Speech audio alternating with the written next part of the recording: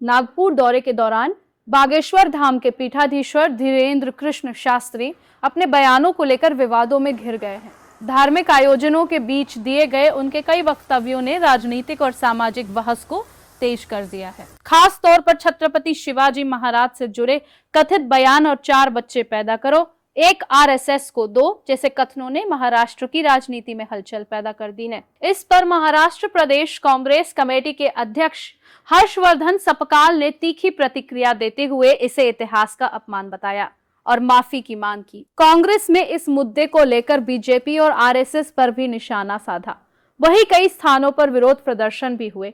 इसी बीच अंधश्रद्धा निर्मूलन आंदोलन से जुड़े श्याम मानव ने प्रेस कॉन्फ्रेंस कर बाबा के चमत्कारों को चुनौती दी। उन्होंने 80 लाख रुपए की खुली चुनौती देते हुए कहा कि यदि कथित दिव्य शक्तियों को सार्वजनिक रूप से सिद्ध किया जाए तो वे पुरस्कार देंगे। मोर भवन में आयोजित जन जागरण सभा में अंधविश्वास, महिलाओं के शोषण और सामाजिक भ्रम जैसे मुद्दों पर चर्चा की गई। आयोजकों का कहना है कि लोगों की समस्याओं और डर का फायदा उठाकर ऐसे दावे किए जाते हैं। पूरा मामला अब केवल धार्मिक आयोजन तक सीमित नहीं रहा, बल्कि राजनीति, इतिहास और सामाजिक जागरूकता का बड़ा मुद्दा बन गया है। एक ओर समर्थक इसे धर्म जागरण बता रहे हैं तो दूसरी ओर विरोधी इसे भ्रामक प्रचार करार दे रहे हैं। आने वाले दिनों में इस विवाद पर और प्रतिक्रियाएं सामने आने की संभावना है। नागपुर से संवाददाता रॉबिन कुमार की रिपोर्ट। जितने भी स्वयं सेवक संघ के लोग बैठे हैं, पूरे भारत को हम एक बात कहना चाह रहे हैं। यदि भारत हमारी ये बात सुने, जब पूरी भारत में कहीं आपदा आती ना तो लोग प्राण बचाकर भागते, लेकिन हमारे राष्ट्रीय स्वयं सेवक संघ का एक एक कार्यकर्ता प्राण बचाकर नहीं भागता, वहां जाकर प्राण बचाता है। ये है स्वयं सेवक संघ, ये है राष्ट्रीय स्वयं सेवक संघ। हम पूरे भारत से प्रार्थना करेंगे, बच्चे तो 4 पैदा करो पर एक स्वयं सेवक संघ के लिए दो, हाँ, ताकि दूसरों को बचाने को काम आए। अब ज्यादा ना कह के हम अपनी बात को विराम करेंगे और आप मुस्कुराते रहिए, और हम चाहते हैं आप ऐसे ही हंसते रहो, मुस्कुराते रहो, ताकि जल्दी अखंड भारत हो जाए तो आनंद आ जाएगा। वैसे भरोसा है आपके रहते कुछ बड़ा होगा, बालाजी आपसे करवाएंगे। सभी संतों को प्रणाम, आप सबको जय सिया राम। भारत का गौरव जागेगा, भारत महान होगा। भारत क्योंकि मातृ प्रधान है, मातृ प्रधान देश में अब भारत दुर्गा माता मंदिर विराजमान होगी, और जब वो स्थापित होगी तो शक्ति जागेगी, दुर्गा काली के रूप में जागेगी, और हर नारी के अंदर रणचंडी की तरह तलवार उठाकर शस्त्र शास्त्र की स्थापना होगी, वेद परंपरा की स्थापना होगी। इसी के साथ हंसते रहिए। जय सिया राम। उद्या 24 एप्रिल 2026 ला रात्री 6:30 वाजता हिंदी मोर भवन येथे एक प्रचार सभा आयोजित केलेली आहे, जी लोकांचं प्रबोधन करणारी सभा असणार आहे। याचा विषय आहे बुवाबाजी बळी स्त्रियांचा। खरात सारख्या बाबांना एवढ्या मोठ्या प्रमाणावर स्त्रिया का फसतात, या विषयाच्या अनुषंगाने आपल्या महाराष्ट्रामध्ये जे सध्या अतिशय गाजत आहे प्रकरण खरात बाबांचं, त्या संपूर्ण प्रकरणाचा उहापोह घेतला जाणार आहे, त्याच्या मागची कारणमीमांसा सांगितली जाणार आहे, एवढ्या मोठ्या संख्येने हे का बळी पडतात हेही सांगितलं जाणार आहे, अनेक बाबांची उदाहरणं घेऊन। त्यासोबतच सध्या धीरेंद्र कृष्ण महाराज बागेश्वर धामवाले बाबा नागपूरमध्ये येत आहेत, आले आहेत। त्यांना जे अखिल भारतीय अंधश्रद्धा निर्मूलन समितीने 80 लाखाचं आव्हान टाकलेलं आहे, तेही आव्हान देण्याच्या निमित्तानं आजची प्रेस कॉन्फरन्स आयोजित करण्यात आलेली होती। या बाबाला आव्हान आहे की त्याच्या पुढ्यामध्ये 10 व्यक्ती सादर केल्या जातील। त्याचा दावा आहे त्या पद्धतीने त्याने त्या व्यक्तींमध्ये त्यांची नावं काय आहे, त्यांच्या वडिलांचं नाव काय आहे, त्यांचं आडनाव काय आहे, त्यांचं वय काय आहे आणि त्यांचा मोबाईल नंबर काय आहे हे सांगायचं। 2दा ही प्रक्रिया नागपूरच्या पत्रकारांसमोर सादर केली जाईल। दोन्ही वेळी जर त्यांना 90% अधिक करेक्ट ते सांगू शकले तर त्यांना सरळ 80 लाख रुपयाचं पारितोषिक दिलं जाईल। दुसरं आव्हान यासोबत आहे त्यांचा अतींद्रिय शक्तीचा दावा आहे, दिव्य शक्तीचा दावा आहे। त्यांना कोणाच्याही घरामध्ये काय ठेवलेलं आहे ते बसल्या बसल्या कळतं असं त्यांचा दावा आहे, आणि म्हणून पत्रकार भवनाच्या शेजारच्या एखाद्या रूम मध्ये आम्ही 10 वस्तू ठेवू, त्या ठिकाणी व्हिडिओ कॅमेरा लावलेला असेल, आणि मग महाराजांनी त्या 10 वस्तू नेमक्या कोणत्या आहेत हे 2दा ओळखून दाखवावं। तेही जर 90% करेक्ट ते सांगू शकले तर त्यांना 80 लाखाचं पारितोषिक मिळेल। जर महाराजांनी हे आव्हान पत्रकारांसमोर स्वीकारलं नाही तर हे बागेश्वर धामवाले बाबा भोंदू आहेत. लोकांना केवळ फसवण्याकरता या पद्धतीचे दावे करत असतात, त्यांच्या अंधश्रद्धांचा फायदा घेत असतात. हे लोकांनी समजून घ्यावं असं आवाहन या निमित्तानं मी सगळ्यांना करतो आहे.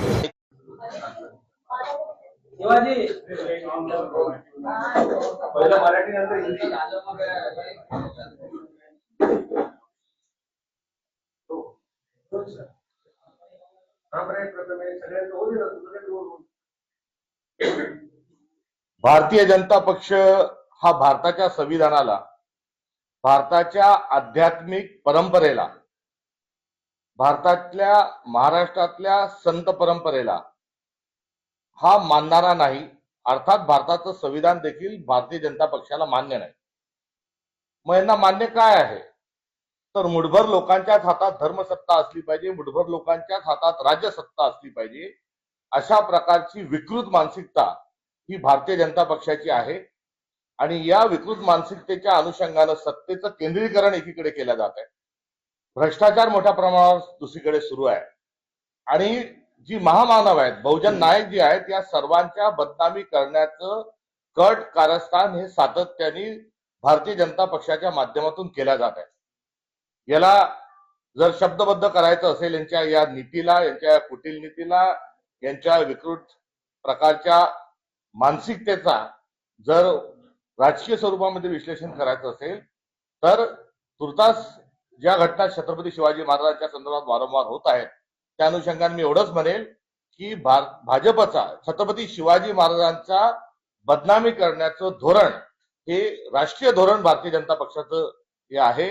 हे या ठिकाणी सांगत असताना मला दुःख होत आहे, कारण स्वातंत्र्याच्या 75 वर्षानंतर हिंदवी स्वराज्याचे संस्थापक छत्रपती शिवाजी महाराज, जो हिंदवी स्वराज्याचा जो विचार दिला होता तो शिवाजी महाराजांचा विचार होता. तो आध्यात्मिकतेच्या माध्यमातून तथागत गौतम बुद्ध, महावीर, चक्रधर स्वामी, बसवेश्वर, त्यासोबतच संपूर्ण वारकरी परंपरा, शिवशाहू फुले आंबेडकर, गाडगे महाराज, तुकडोजी महाराज, महात्मा गांधी यांच्या परंपरेतून जो आध्यात्मिक विचार जो आला होता तो आध्यात्मिक विचार यांना डावलायचा आहे. आणि यांना मनुवादी संस्कृती जी आहे, मनुवादी मानसिकतेतूनच महाराष्ट्राचं, भारताचं राज्य त्यांना चालवायचं आहे.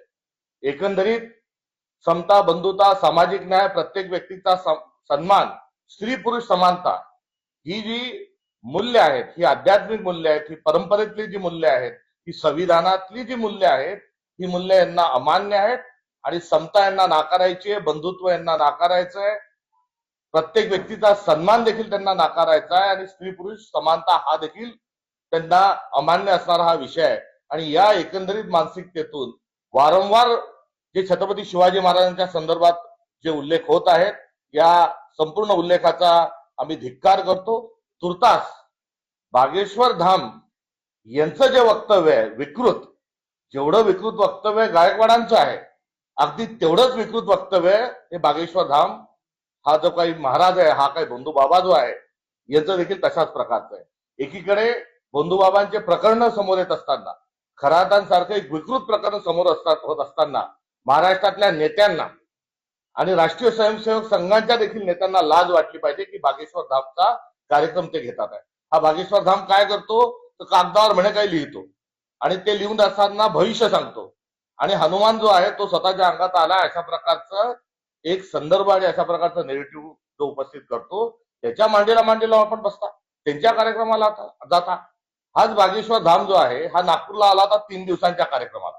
आणि 3 दिवसांच्या कार्यक्रमाला आल्यानंतर पुरोगाम्यांनी आणि एकंदरीत अंधश्रद्धेला मुठपाती देत असणाऱ्या कार्यकर्त्यांनी त्यांना चॅलेंज दिलं होतं, खुलं आव्हान दिलं होतं की आम्ही आपल्यापर्यंत येतोय आणि आपण हे प्रश्न जे आहेत आमच्या प्रश्नाचे उत्तर द्यावेत. असं चॅलेंज केल्यानंतर हे बागेश्वर महाराज जे तथाकथित तिथून पळ काढला, ते पळून गेले, पाठ दाखवून पळून गेले, त्यांच्या पृष्ठभागाला पाय लावून पळून गेले.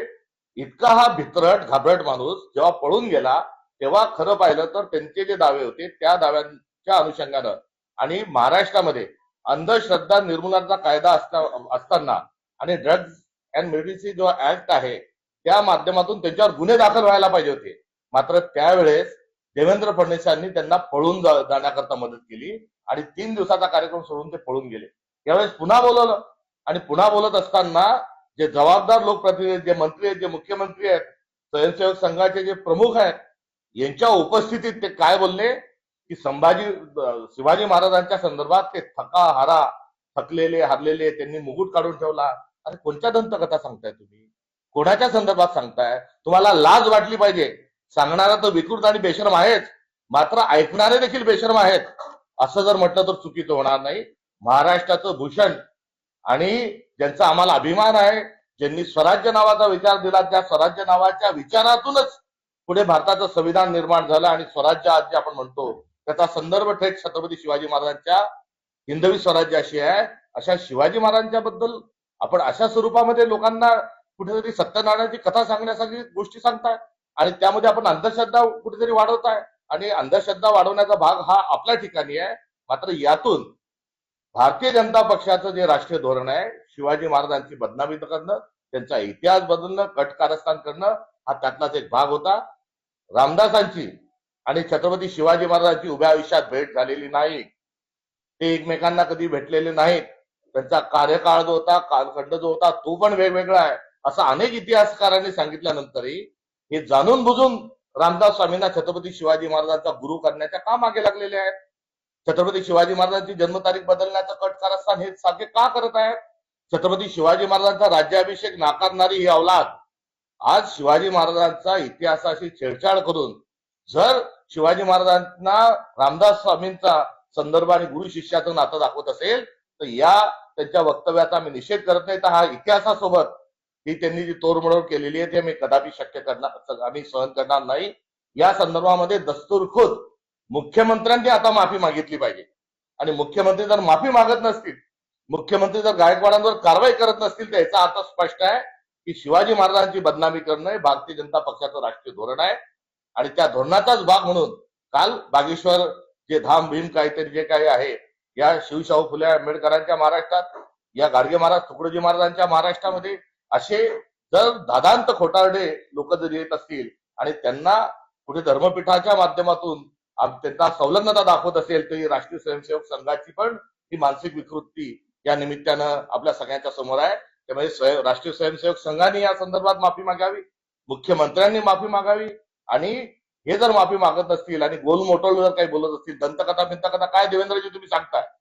तुम्ही काय पुराण सांगण्याकरता, गरुड पुराण सांगण्याकरता इथे पाटावर बसलेले आहेत का? आणि मम आत्मना स्मृती म्हणून आम्हाला काय पाणी सोडायला सांगताय का?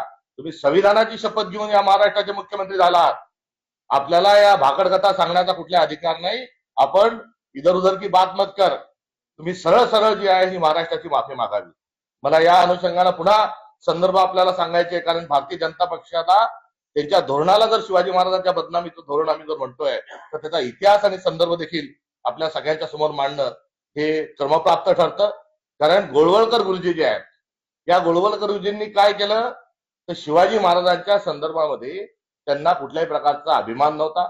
शिवाजी महाराजांचा हिंदवी स्वराज्य जो विचार आहे या संदर्भामध्ये त्यांना कुठल्याही प्रकारचा अभिमान नव्हता आणि त्यांनी जी लढलेली जी लढाई आहे ही स्वराज्याची लढाई आणि भारतीय धर्माची लढाई, महाराष्ट्र धर्माचे संस्थापक म्हणून म्हणतो तो महाराष्ट्र धर्मासाठी शिवाजी महाराज लढत असताना गोळवळकर काय म्हणतात त्यांच्या बंच ऑफ थॉट मध्ये की शिवाजींची जी लढाई आहे ही लढाई राजकीय स्वरूपाची आहे.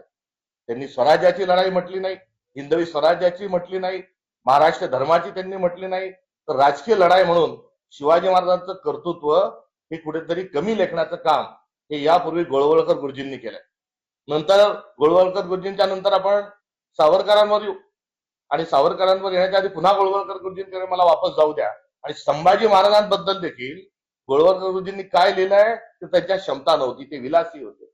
अरे संभाजी महाराजांचं विकृत लिखाण आपण करतो. म्हणजे छत्रपतींची जी परंपरा आहे, हिंदवी स्वराज्याची जी परंपरा आहे, हिंदवी स्वराज्याचे संस्थापक छत्रपती शिवाजी महाराज आणि स्वराज्य संरक्षक संभाजी महाराज या दोघांनाही आपण जे बदनाम केलेलं आहे हे आपला असणारा एकंदरीत खरा चेहरा आहे. आणि भारतीय जनता पक्ष हाच गोळवळकर गुरुजींचा जो विचार आहे हा पुढे घेऊन जात आहे हे या निमित्ताने आपल्याला सांगितलं पाहिजे. 6 सोनेरी पानं सावरकरांनी लिहिले, मात्र शिवाजी महाराजांचं 7वं सोनेरी पान त्यांनी लिहिलं नाही. संभाजी महाराजांबद्दलही त्यांनी आक्षेपार्ह लिखाण केलंय आणि शिवाजी महाराजांच्या कर्तृत्वाला झाकळण्याकरता त्यांची जी सभ्यता होती, त्यांची जी संस्कृती होती त्याला विकृत म्हणण्यापर्यंतची मदत ही सावरकरांची गेली होती. हा देखील भारतीय जनता पक्षाचा अजेंडा असल्याचा एक पूरक पुरावा आहे. यानंतर मध्यंतरीचे भरपूर पुरावे आहेत. मात्र कोश्यारी असतील, काय म्हटले होते कोश्यारी? शिवाजी महाराजांबद्दल त्यांनी तशाच स्वरूपाचं जे आहे ते वर्णन त्यांनी केलं होतं. अत्यंत खालच्या पातळीवर गलिच्छ स्वरूपामध्ये विकृत असं शिवाजी महाराजांच्या संदर्भात टिप्पणी केली होती. त्या कोश्यारीला कुठेही काही त्या काळ्या टोपीच्या आड दडलेल्या त्या काळ्या मेंदूच्या विकृत मेंदूच्या माणसांनी शिवाजी महाराजांची बदनामी केली. मात्र भारतीय जनता पक्षाने त्याचा निषेधही केला नाही, कुठल्याच प्रकारची कारवाई देखील त्याच्यावर केली नाही. सावरकरांनंतर राहुल सोलापूरकर असेल, राहुल सोलापूरकरनी जे बोललं त्यांनाही पाठीशी घालण्याचं काम हे देवेंद्र फडणवीसांनी केलं. सोलापूरकर काय बोलला होता? तर शिवाजी महाराज आणि संभाजी महाराजांना बदनाम करण्याचं जे कारस्थान जे सुरू होतं, त्यांना कारस्थानाला खतपाणी घालण्याचं काम हे राहुल सोलापूरकरच्या माध्यमातून झालं. तो छिंदम जो होता, तो छिंदम हे भारतीय जनता पक्षाचाच होता. आणि त्या छिंदमला जो छिंदम ज्या मुशीतून तयार झाला, ज्या विचारातून तयार झाला, ती देखील राष्ट्रीय स्वयंसेवक संघाचा आणि भारतीय जनता पक्षाने छिंदम सारखा एक विकृत माणूस, संजय गायकवाडच्या समकक्ष माणूस हा देखील पुढे करत असताना तोच अजेंडा चालवण्याचं काम हे छिंदमने देखील केलं. तो कोलटकर का फोरटकर, तो काय बोलतो फोनवर, इतिहासकाराशी कसा वाद घालतो, खरा इतिहास, सभ्य इतिहास, बहुजनांचा इतिहास हा पुढे मांडत असताना एका इतिहासकाराला फोन लावून अत्यंत खालच्या पातळीवर शिवाजी महाराजांच्या संदर्भात आणि एकंदरीत महाराष्ट्राच्या इतिहासासंदर्भात कोलटकर जो बोलला, त्याला पळून जाण्याकरता पहिले तर लपून ठेवण्याकरता आणि नंतर पळून जाण्याकरता मदत ही देवेंद्र फडणवीसांच्या सरकारने ही केली आहे. तर कोलटकर जो आहे हा एजंट आणि हा दलाल हा भारतीय जनता पक्षाच्या 6व्या मजल्याचा होता. ही बात काही लपून राहिलेली नाही. त्यामुळे आपल्या पदरी जे आपण लोक बाळगतात, जे शिवाजी महाराजांच्या संदर्भात चुकीचं उलट पुलट बोलतात, त्यांना आपण प्रोत्साहित करता, यातलं कोलटकर देखील एक उदाहरण आहे. या सगळ्या कडीमध्ये एक जिरेटोप भारतीय जनता पक्षाच्या नेत्यांना घालणारा एक कोणता गिरीभिरी काहीतरी महाराज आहे. तो भारतीय जनता पक्षाचा कोणताही माणूस आला, तो कोणता गोविंद आहे, कुठून गिरीने काय महाराज स्वतःला म्हणून घेतो. आता त्यांचा अजेंडा हा आहे की शिवाजी महाराजांना कुठेतरी त्यांच्या इतिहासाला काळीमा लावायचा, विकृत स्वरूपात बोलायचं आणि भारतीय जनता पक्षाचा माणूस आला की त्याच्या डोक्यात जिरेटोप घालायचा हा उद्योग या गोविंदगिरी महाराजांचा कुठेतरी आहे. या सोबतच या गायकवाडांचं जे वक्तव्य आहे यामध्ये शिवाजी महाराजांच्या प्रतीचा संदर्भ, शिवाजी महाराजांचं गोविंद पानसरेजींच्या संदर्भातला संदर्भ, या पुस्तकाच्या प्रकाशकाला आई बहिणीवरून पत्नीवरून दिलेल्या शिव्या, या सर्व जे आहे त्याच्यावर कारवाई होत नाही. आणि का कारवाई होत नाही? गायकवाडांवर फडणवीस सरकार का कारवाई करत नाही? तर शिवाजी महाराजांची बदनामी करणाऱ्या किंबहुना शिवाजींचा खरा इतिहास पुढे आणणाऱ्या माणसांना नेहमी टॉर्चर करायचं, त्यांना धमदाटी करायची, त्यांना घरात बसवायचं, त्यांचा पानसरे करायचा, त्यांचा दाभोळकर करायचा, त्यांची कलबुर्गी करायची, या प्रवृत्तीला त्यांचं संरक्षण आहे. त्यामुळे गायकवाडांच्या वक्तव्यावर कुठलीही कारवाई न करणारे फडणवीस हे स्वस्त का आहेत? कारण भारतीय जनता पक्षाचा अजेंडाच आहे की शिवाजी महाराजांची बदनामी करा, हे त्यांचं राष्ट्रीय धोरण आहे. आणि या राष्ट्रीय धोरणाचाच एक भाग म्हणून बागेश्वर रामने केलेली जी बडबड आहे ही विकृत बडबड आहे, इतिहासाशी कुठल्याही प्रकारचा संबंध नसणारी बडबड आहे. आणि दस्तुरखुद त्याला राजमान्यता मिळवण्याकरता देवेंद्र फडणवीसांच्या उपस्थितीत जे बोललं गेलंय हे बरळणं नाही, ही जाणून ही काही चुकून झालेली घटना नाही, ही कोणती दंतकथेचं वाचन नाही, तर भारतीय जनता पक्ष त्यांचा अजेंडा पुढे रेटण्याचा हा भागेश्वर धामांच्या माध्यमातून केलेला हा प्रयत्न आहे. एका बाजूला राष्ट्रीय स्वयंसेवक संघ बसलेला आहे, दुसऱ्या बाजूला महाराष्ट्राचं सरकार बसलंय, तिसऱ्या बाजूला केंद्रीय मंत्रिमंडळातील मंत्री बसलेले आहेत. आणि हा असा माणूस बरळतो आणि हे खुशाल ऐकून घेतात. हे त्यांचं खुशाल ऐकणं हा त्यांचा निगरगट्टपणा नाही, हे त्यांचं अज्ञान नाही, हा त्यांचा मूर्खपणा नाही, तर हा त्यांचा कुटील डाव आहे. आणि त्या कुटील डावाला या निमित्ताने आम्ही त्याचा पर्दाफाश करत आहोत. नरेंद्र मोदींच्या संदर्भात काय मांडणी केल्या जाते तर हे कोणते गोयल आहेत, जय भगवान गोयल, वा रे वा. आणि ते काय म्हणतात, आज के शिवाजी नरेंद्र मोदी. अरे काय आमच्या महाराजाची नरेंद्र मोदी जॉब काय बरोबरी करतील? शिवाजी महाराज कोण होते आणि शिवाजी महाराजांच्या नखाची काय आपण कोणतीच बरोबरी करू शकत नाही. कल्याणच्या सुभेदाराची पत्नी त्या संदर्भामध्ये शिवाजी महाराजांनी केलेला उल्लेख आणि दिलेली वागणूक आणि ठिकठिकाणी होत असणाऱ्या दंगलींमध्ये आपले बगलबच्चे कसे वागतात याचा जर आपण संदर्भ घेतला तर शिवाजींचा श देखील उच्चारण्याची आपली लायकी नाही. हे या निमित्तानं या सगळ्या कडबोळांना सांगितलं पाहिजे. त्यामुळे बागेश्वरांचं बरळणं बोलणं हे बरळणं आणि बोलणं नाही, त्याचा साधा निषेध देखील आता एवढा वेळ झाल्यानंतर मुख्यमंत्री करायला तयार नाही. कारण मुख्यमंत्र्याचीच फूस ही बागेश्वर धामला आहे, मुख्यमंत्र्याचीच फूस ही गायकवाडांना आहे, मुख्यमंत्र्याचीच फूस ही कोश्यारी सोलापूरकर छिन्नम आणि कोरटकरांना आहे. असा या निमित्तानं आमचा थेट स्वरूपामध्ये त्यांच्याशी असणारा हा खडा सवाल आहे. आणि मुख्यमंत्र्यांनी बागेश्वर धाम मध्ये जाहीर स्वरूपाची माफी मागावी, गडकरीजींनी पण माफी मागावी आणि मोहन भागवतजींनी पण या देशाची आणि महाराष्ट्राची माफी मागावी. आणि जे बोललेत ते इतिहासाला धरून नाही, जो पुरंदरपासून चालू आलेलं शिवाजी महाराजांचं विकृतीकरण जे आहे, जे जेम्स लेनच्या प्रकरणातून जे आलेलं जी मानसिकता होती तीच आता बागेश्वर धामच्या तोंडातून ही कुठेतरी झळकत आहे. हे देखील या निमित्ताने आम्हाला सांगायचं आहे. आणि गायकवाडावर कारवाई न होणं, बागेश्वर धामवर कारवाई न होणं हा त्यांचा कुटील डाव आहे. आणि या निमित्तानं आम्हाला फडणवीसांना आता हेच विचारायचं आहे की तुम्हाला कारवाई करायची नसेल तर मग काय महाराष्ट्रातल्या लोकांनी तुम्हाला देखील शिवाजी लाखोली व्हायची.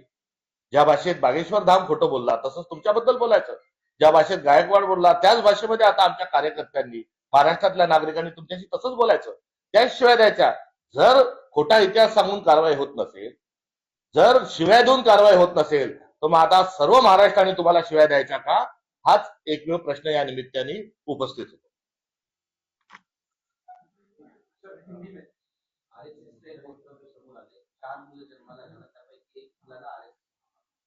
अरे 10 मुलं जन्माला घाला, 4 मुलं जन्माला घाला, भारताच्या संविधानाने अशा किती मुलं पैदा करावी हे काही भारताच्या संविधानाने सांगितलं नाही. मात्र शिवाजी जो आहे हा शेजारच्या घरात जन्माला व्हावा, स्वतःच्या घरात होऊ नये. तुमच्या हातातली जी काठी आहे ती काठी फक्त कपडे वाळवण्याकरताच आहे. कोणत्याही भारताच्या शौर्याच्या इतिहासामध्ये आपला उल्लेख नाही, माफीच्या इतिहासामध्येच आपला उल्लेख आहे, माफी लिहिण्यातच आपला उल्लेख आहे. स्वातंत्र्य लढ्याच्या मध्ये काम करणं, इंग्रजांच्या विरोधात लढा लढणं हे त्यांचं काम राहिलेलं नाही, तर इंग्रजांना मदत करणं, चले जाओ आंदोलन असेल, भारत छोडो आंदोलन असेल, त्या विरोधात काम करणं हीच एकंदरीत या मानसिकतेची कुठे ना कुठे ही पार्श्वभूमी आणि हा इतिहास राहिलेला आहे. त्याच्यामुळे 4 मुलं करून 1 द्या 2 द्या काय हा सगळा प्रोपगंडेचा भाग आहे. आणि एवढंच जर असेल तर सगळ्या सत्तेतल्या लोकांनी विदेशात स्वतःची जी मुलं शिकतात, कॉन्व्हेंटमध्ये स्वतःची जी मुलं शिकतात ती खुशाल तिथून काढावे आणि काय ते रेशीमबाग मधलं त्यांचं कार्यालय तिथे ते स्वयंसेवक म्हणून पाठवावे. त्याच्यात कोणाची अडचण असण्याचं कारण नाही. मात्र त्याआधी राष्ट्रीय स्वयंसेवक संघाने स्वतःची नोंदणी करून घ्यावी आणि स्वतःचा असणारा संपत्ती आणि स्वतःचा असणारा जो ध्येय उद्देश आहे हा सांगावा आणि भारताचं संविधान त्यांनी मान्य करावं. आणि 15 ऑगस्ट 26 जानेवारीला 1 मेलाच नव्हे तर दररोज तिरंगा ध्वज हा आपल्या कार्यालयावर फडकावा. एवढीच या निमित्तानं त्यांना आमची असणारी एका बाजूला सूचना आहे, दुसऱ्या बाजूला विनंती आहे, तर तिसऱ्या बाजूला हे थेट स्वरूपाचं आमचं त्यांना चॅलेंज आहे, आव्हान आहे. मुख्यमंत्री आणि उद्धव ठाकरे यांची मध्यरात्री भेट झाली. प्रकाश आंबेडकरांचा प्रबुद्ध भारत त्या भेटीकडे तुम्ही कशा प्रकारे बघता? ती तथाकथित स्वरूपामध्ये महाराष्ट्राचा कारभार चालू शकणार नाही, त्याचा कुठे अद्यापपर्यंत दुजोरा मिळालेला.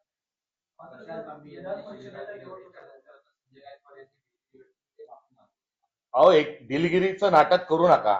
याआधी दिलगिरी गायकवाडांनी मागितली, त्याआधी भारतीय जनता पक्षाला कोणत्या शिवाय दिल्या आहेत मी त्याचा पुनरुच्चार करू शकत नाही. त्यांना नामर्द म्हणण्यापर्यंत, त्यांना नालायक म्हणण्यापर्यंत भारतीय जनता पक्षाला बोलल्यानंतरही त्यांच्यावर कारवाई होत नाही. वारकरी संप्रदायाला शिव्या दिल्या, वारकरी संप्रदायाच्या बद्दल अर्वाच्य बोलल्या गेले. एवढंच नाही तर गायकवाड हेही म्हटलेले आहेत की वारकरी संप्रदायातले कीर्तनाच्या सप्ताहाच्या निमित्ताने महाराज जे येतात ते महिला पळून नेण्याकरता येतात, त्यांच्याकडे बघतात, त्यांना फूस लावतात, असं देखील विधान त्यांनी याआधी केलेलं आहे. आणि या येत्यातील काही विधानांवर त्यांनी दिलगिरी व्यक्त केली. याच्यावर दिलगिरी नाही तर शिवाजी या नावावर घेतलेला त्यांचा आक्षेप आहे, म्हणजे त्यांचा आरोग्य जो आहे तो आरोग्य तसाच्या तसा आहे आणि दिलगिरीने होणार त्याच्यात काही होणार नाही. कारण हा निर्डावलेला एक बेश्रम माणूस आहे आणि जेव्हा निर्डावलेला बेश्रम बेकाबू वाचाळ जेव्हा व्यक्ती असेल तेव्हा त्यांच्या पक्षाने आणि सरकारने त्यांना त्याच्यावर कारवाई केली पाहिजे ही आमची असणारी मागणी आहे.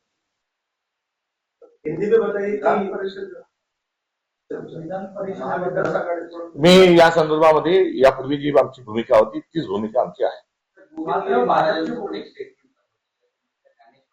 पायदान हे रामायणाचं मॅनिफेस्टो आहे, तेच हिंदू राष्ट्राचं सुद्धा manifesto.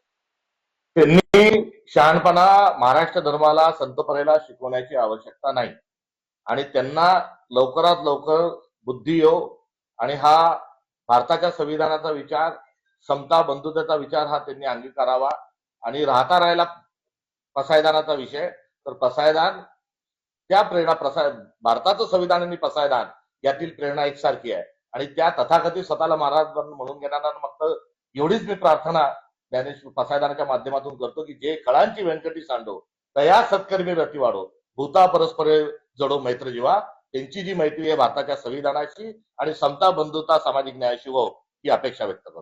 आजपासून मराठी सक्तीचा जो निर्णय आहे, मी कालच या संदर्भात बोललो.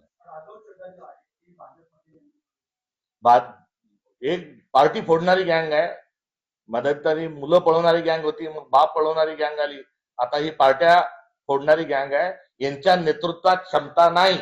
नरेंद्र मोदी हे कमकुवत होते आहे आणि अधिक कमकुवत झालेले आहे, त्यामुळे स्वबळावर राजकारण करण्याची त्यांची हिंमत नाही, म्हणून इतर पक्ष फोडतात, इतर पक्षातले नेते ते फोडतात. धीरेन्द्र शास्त्री ने कल नागपुर के मंच से एक बात कही थी, छत्रपति धीरेन्द्र जो बागेश्वर धाम कौन सा शास्त्री फास्त्री जो भी कुछ है, ये अपने आप को भगवान समझने लग रहा है. भारत के पंतप्रधान अपने आप को नॉन बायोलॉजिकल कहते कहते अभी इस प्रकार से बकवास बात करने वाले भी बहुत सारे लोग ये सामने आने लग गए हैं. मगर बहरहाल छत्रपति शिवाजी महाराज की इतिहास के साथ तोड़ मड़ोड़ करते हुए उनको मनुवाद के साथ जोड़ने का एक घिनौना प्रयास इस शास्त्री ने, अपने आप को शास्त्री कहने वाले एक अशास्त्रीय आदमी ने ये कही है. शास्त्र कहता है कि क्रोनोलॉजिकली बोलो, ऐतिहासिक तथ्य के साथ बोलो, मगर अशास्त्र वाला जो आदमी होता है वो विकृति से बात करता है. तो विकृति के साथ उन्होंने जो बात की है वो उनकी बात नहीं है. तो भारतीय जनता पार्टी का राष्ट्रीय धोरण है कि छत्रपति शिवाजी महाराज की बदनामी करे, उनकी अवहेलना करे, और उस एजेंडे के साथ ही उन्होंने अपनी बात को रखा है. और इतना गलत, इतना विकृत और इतना सफेद झूठ बोलने के बावजूद वहां पर मौजूद महाराष्ट्र के मुख्यमंत्री इस पर कोई बयान देने के लिए तैयार नहीं, नितिन गडकरी जी बयान देने के लिए तैयार नहीं, राष्ट्रीय स्वयंसेवक इसके बारे में कुछ बोलने के लिए तैयार नहीं. तो मेरा उनका सीधा उनसे सवाल है, क्या इस वक्तव्य से आप सहमत हो? और सहमत होने की तो बात ही नहीं, सहमत कोई हो ही नहीं सकता, क्योंकि दोनों का कार्यकाल अलग था. संभाजी के साथ रामदास के साथ बार बार शिवाजी महाराज को जोड़ने का और उनको गुरु शिष्य बताने का जो उनका एजेंडा है, यह एजेंडा मनुवाद से प्रेरित है. हम इसकी कड़ी शब्दों में निंदा करते हैं और इसको लेकर महाराष्ट्र के मुख्यमंत्री, राष्ट्रीय स्वयंसेवक संघ और गडकरी जी ने महाराष्ट्र की माफी मांगना चाहिए.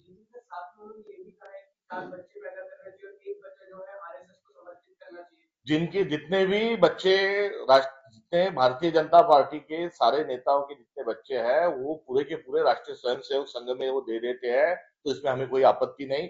किसने कितने बच्चे पैदा करने चाहिए, क्या करना चाहिए, ये संविधान ने दिया उनको एक अधिकार है और उसके तहत वो करे. और भारतीय जनता पार्टी के सारे जो नेता जो है, जो मंत्री है, उनके जो बच्चे कॉन्वेंट में पढ़ रहे हैं या विदेश में पढ़ रहे हैं और कोई अंग्रेजी में कहीं जाके विदेश में पढ़ रहा है, सबको लाकर राष्ट्रीय स्वयंसेवक संघ में जमा करें. स्वयंसेवक के नाते उनको काम करने के लिए बोले, इस पर हमारी कोई आपत्ति नहीं. मगर इससे पहले राष्ट्रीय स्वयंसेवक संघ अपना पंजीकरण कर ले.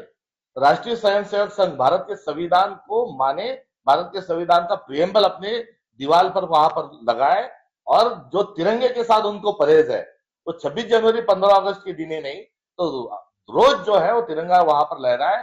इतना ही इस माध्यम से हम उनको कहना चाहेंगे.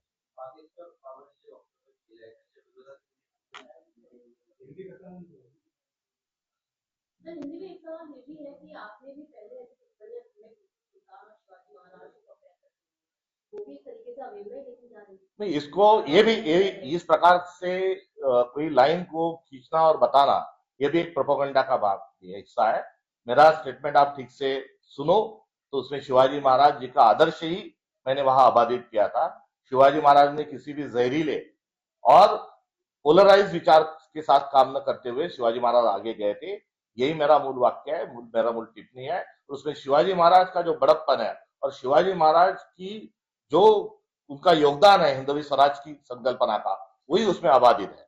बीजेपी का नेशनल एजेंडा है और आरएसएस का नेशनल एजेंडा है शिवाजी महाराज को डिटेन करने. जी हाँ, बिल्कुल। क्योंकि शिवाजी महाराज ये बहुजन नायक है। शिवाजी महाराज ने जो स्पृश्य अस्पृश्यता के साथ हटाने के साथ साथ स्त्री पुरुष समानता की बात कही थी और सबको साथ लेके चलने की बात उन्होंने कही थी। जो सबको साथ लेके चलने की बात करता है, जो सबके हित की भले की बात करता है, समता, बंधुता, सामाजिक न्याय की बात करता है, उस हर विचार को राष्ट्रीय स्वयंसेवक संघ और भारतीय जनता पार्टी मिटाना चाहती है। बागेश्वर धाम का बयान तो बोल ही दिया ना पहले, नहीं बोला हिंदी में कि वो संरक्षण है। हाँ, बीजेपी को लेकर ऐसा कहा जा रहा है कि महाराष्ट्र की जनता पार्टी अब अपोजिशन में किस प्रकार से खुद की पार्टी में दम नहीं, भारतीय जनता पार्टी में उनके नेताओं पर उनको कोई भरोसा नहीं, उनके पास कोई करिश्मा नहीं, इसलिए अन्य दलों के लोग लेने का एक एजेंडा भी वो चला रहे हैं। सर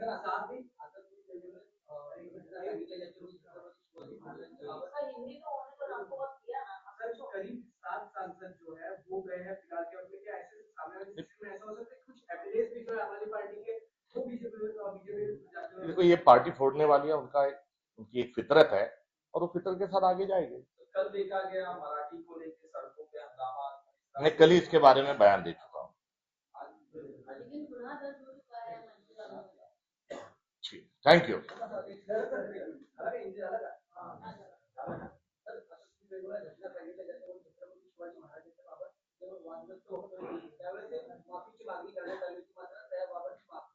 आंदोलन हे होत आहेत, आंदोलन सुरू झालेली आहेत आणि या संदर्भात जर यांनी ताबडतोबीनं माफी न मागितली नाही आणि कारवाई जर केली नाही तर त्याच भाषेमध्ये लोक त्यांच्याशी बोलणं सुरू करतील। त्यामुळे जनआक्रोश जो आहे तो ध्यानात घ्यावा आणि या सर्वांना भारताला अराजकतेच्या दिशेने घेऊन चाललाय हा यांच्या सगळ्या निर्ढावलेपणाचा आणि नाकर्तेपणाचा परिणाम महाराष्ट्राला भोगावा लागणार।